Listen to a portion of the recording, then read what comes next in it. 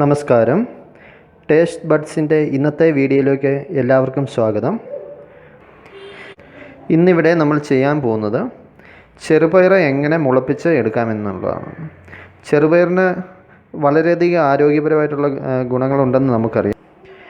മഞ്ഞപ്പിത്തം, അതുപോലെ കരൾ രോഗം, അതുപോലെ ദഹനക്കുറവ്, ഇവയ്ക്കൊക്കെ നല്ലൊരു മരുന്ന് കൂടിയാണ് ചെറുപയർ.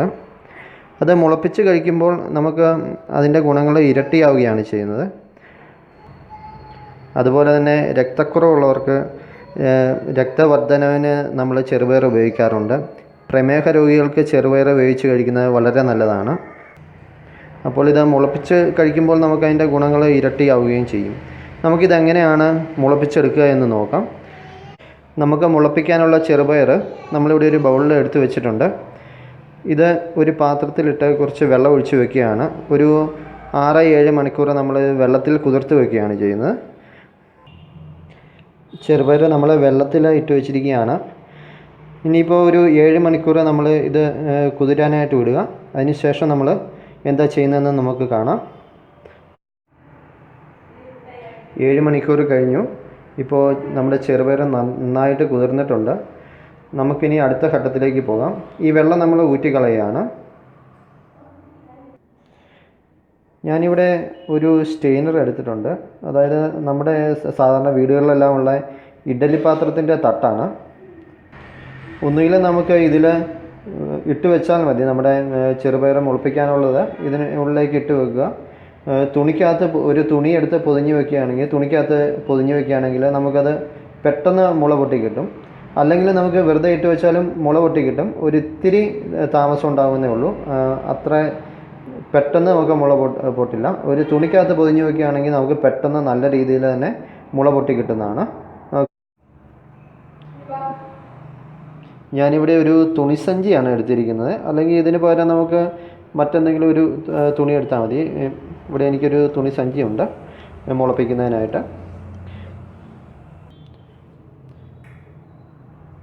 ഞാൻ നമ്മുടെ തുണിസഞ്ചിയിലേക്ക് ചെറുപയർ മുളപ്പിക്കാനുള്ള ഇട്ടിട്ടുണ്ട്. ഇനി ഇത് നമുക്ക് അടച്ചു വെക്കാം. ഇനി ഒരു 6-7 മണിക്കൂർ കഴിയുമ്പോൾ തന്നെ നമുക്ക് അത്യാവശ്യം നല്ല രീതിയിൽ തന്നെ മുള പൊട്ടി കിട്ടും. നമുക്ക് എത്രമാത്രം ആവശ്യമുണ്ടോ അതിനനുസരിച്ച് കൂടുതൽ സമയം വെച്ചാൽ മതി.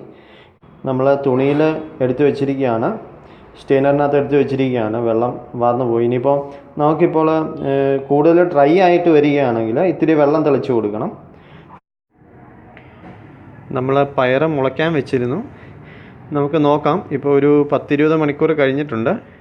നമുക്ക് നോക്കാം അത് എന്താണ് അവസ്ഥയെന്ന് നമുക്കൊന്ന് നോക്കാം. നമ്മുടെ ചെറുപയർ മുളയ്ക്കാനായിട്ട് നല്ല രീതിയിൽ മുള പൊട്ടിയിട്ടുണ്ട്. നിങ്ങൾക്ക് കാണാവുന്നതാണ്. ഇതുണ്ടോ, നന്നായിട്ട് മുള പൊട്ടി വന്നിട്ടുണ്ട്.